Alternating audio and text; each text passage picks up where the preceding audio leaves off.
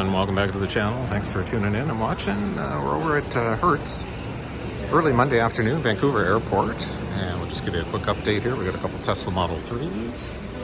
We got somebody taking this Volvo wagon here, a couple more Tesla Model 3s, and then that's the returns in the back. Just a quick reminder, go ahead and click that subscribe if you haven't already subscribed. If you want to see more of these videos, click on that like button. And this will probably be a fairly short video, again, Monday. Hertz does have some cars, though. We've got a Tesla Model 3 Buick SUV here.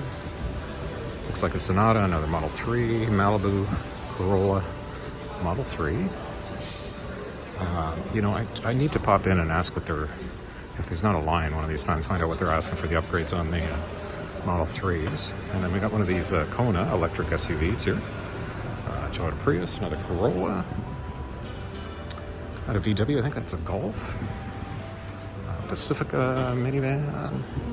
Maybe a CX-5, Durango, Citadel Edition, Corolla. I got a minivan down at the end, one larger SUV I see. Actually, another one over there. That Infiniti, Corolla.